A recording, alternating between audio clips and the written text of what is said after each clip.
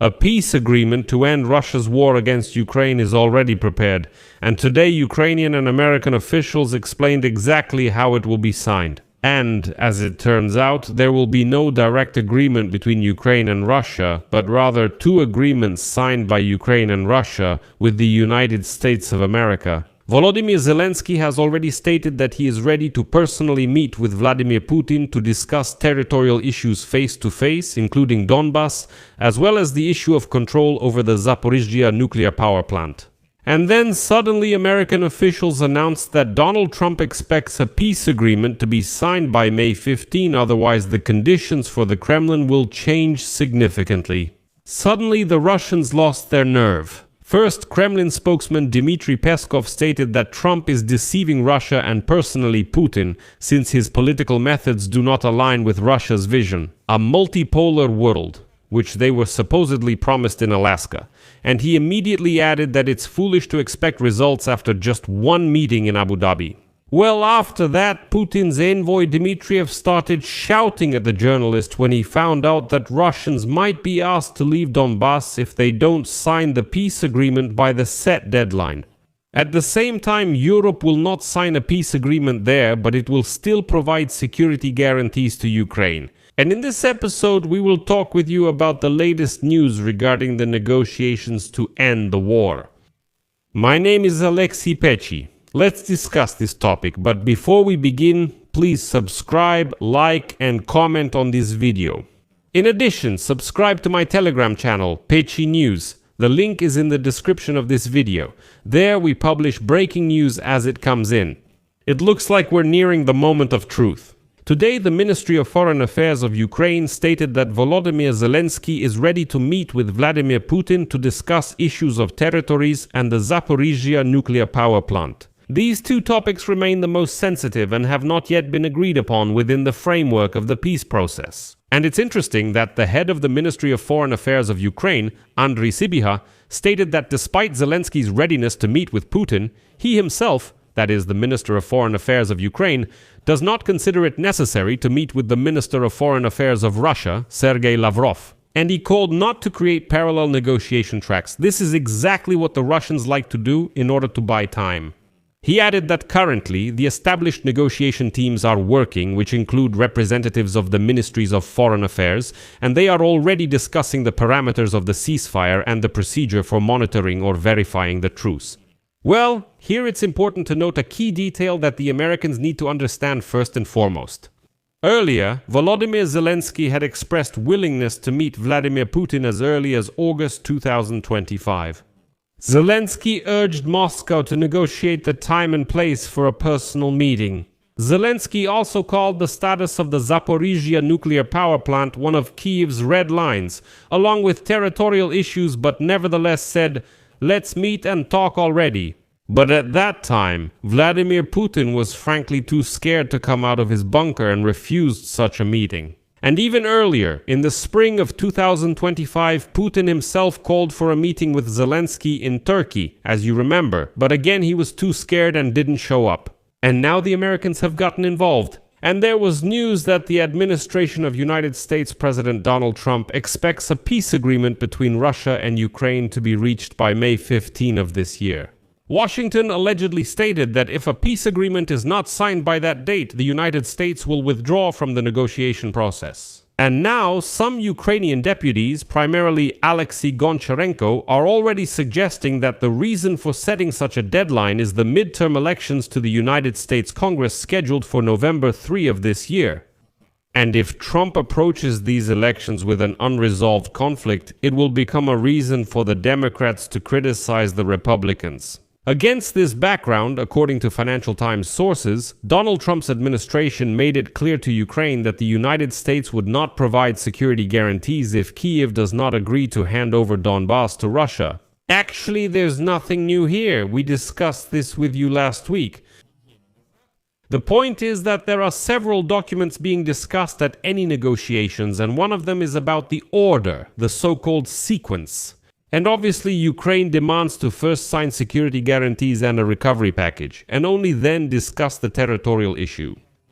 The Americans, or rather, not the Americans, but the Russians through the Americans, demand to first resolve the issue of withdrawing the armed forces of Ukraine from Donbas, and only then discuss security guarantees and the recovery plan. So, is there anything new here? Nevertheless, later the White House stated that security guarantees depend on both sides agreeing to a peace treaty. Its content concerns Russia and Ukraine, and the White House reportedly isn't making any demands. And in this situation, Ukraine resorted to a certain trick. The Minister of Foreign Affairs of Ukraine, Andrei Sybiga, stated that Ukraine will sign a peace agreement to resolve the Russian-Ukrainian war with the United States. Meanwhile, the United States should sign a separate document with Russia. In other words, Ukraine will not sign anything with the Russians. The arrangement is that Ukraine signs an agreement with the Americans and promises to fulfill it to the Americans, not to the Russians, and Russia also commits to not resuming the war, but to the Americans. Therefore, if Russia resumes the war, it will be deceiving not Ukraine, but the United States of America. And then America will have to respond, because Russia will be violating a direct agreement with them, not with Ukraine or Europe. By the way, speaking of Europe, a peace plan point addresses Ukraine's European integration. Commenting on this, Sybiga emphasized that even without the European Union's signature on the document, no provisions can be made without coordination with European partners. Meanwhile, Ukraine's possible European Union membership in 2027 is still debated.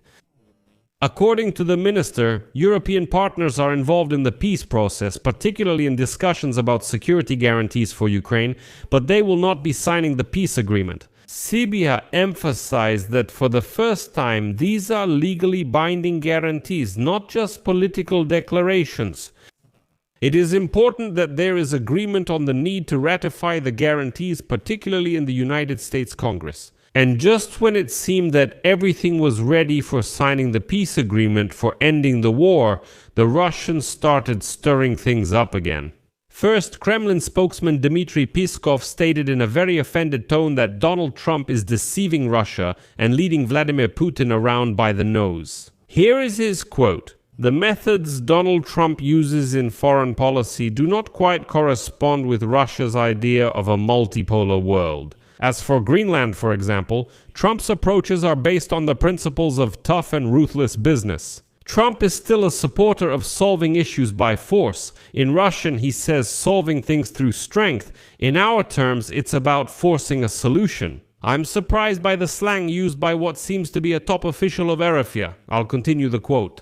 "And those who bend over will keep bending over. The main thing is that we shouldn't do that ourselves," says Peskov. Well, and later, Vladimir Putin's envoy Kirill Dmitriev threw a tantrum. What's the essence of the story? Journalist Christopher Miller shared a Financial Times article on social network X, which claimed that American security guarantees for Ukraine were supposedly tied to the withdrawal of Ukrainian troops from Donbas. And Kirill Dmitriev reacted to this post on social media. Well, although nobody is really interested in the opinion of a Russian, he could have just kept it to himself. Dmitriev stated that in his opinion, withdrawing troops from Donbas is the path to peace for Ukraine. In response, Christopher Miller said, "Perfectly complete." The journalist clarified that this could only refer to the withdrawal of Russian troops. And then his quote, "Russia's withdrawal from Donbas and its complete withdrawal from Ukraine, that is the path to peace. Peace is impossible while Russian troops occupy Ukrainian soil. Occupation isn't peace." And after that, this Kirill Dmitriev showed his true colors and revealed that dirty Russian soul. Here's what Dmitriev wrote in response. "We both know that you are a warmonger who spreads fake British narratives that delay peace. Russians are bothered when they hear the truth. And it's about time for the Trump administration to finally realize that they are dealing with completely unreliable, wild Russians." I'll leave it at that, friends. If you found this episode useful and interesting, you can support our YouTube channel with your donation or a paid subscription using the links and details in the description of this video. I would be grateful for any support from you. Also, subscribe to the channel, hit the bell, and don't forget to like. That's all for now. Take care of yourselves. Goodbye, everyone.